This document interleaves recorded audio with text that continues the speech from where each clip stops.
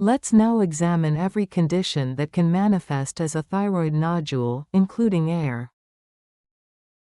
An ultrasound was performed at an outside clinic on a middle-aged woman who was experiencing neck pain. A 2 cm hypoechoic mass with an unclear border can be seen on the ultrasound, and it appears that fluid is inside.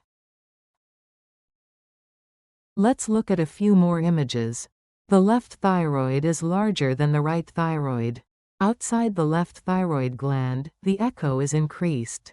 You can see the ring-down artifact behind the echogenic portion inside the mass, so you can think of it as a lesion including air. The echo is elevated at the lower of the mass at an area outside the left thyroid gland. All of these ultrasound findings seem to be related to inflammation. The patient was advised to get checked at a referral hospital because of the large thyroid mass. A few days later, the patient had worse neck pain, so she visited the outpatient clinic in my hospital and did an ultrasound.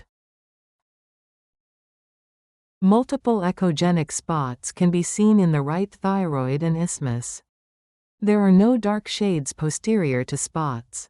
Echogenic spots can be interpreted as air by combining the earlier ultrasound images.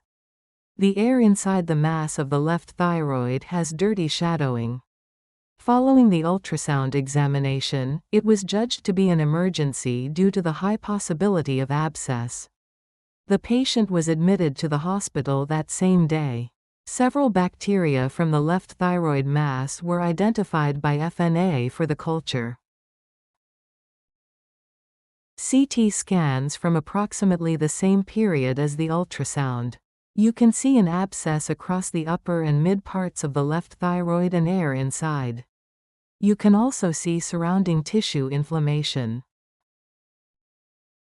Because the thyroid gland has a large blood supply, easy lymphatic drainage, and a high iodine concentration that inhibits bacterial growth, infections are uncommon. Therefore, when inflammation arises, it is important to look at both the innate and postmortem reasons. Therefore, we have evaluated the possibility of an underlying piriform sinus fistula and the recent patient's trauma. The patient recently underwent an esophagogastroscopy. Esophageal perforation due to endoscopy is rare. It usually occurs in the cricopharyngeus muscle, which is a narrowing area in the neck, and the thyroid gland is in front of this muscle. If abscess is suspected, it is important to identify the free air around the lesion. On X-ray, this patient was not seen.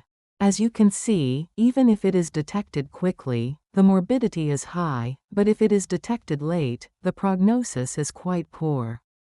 This patient was lucky to be hospitalized and recovered well without any other surgical treatment with fasting and antibiotics. This CT scan was done as a follow-up after discharge. The abscess was not seen anymore.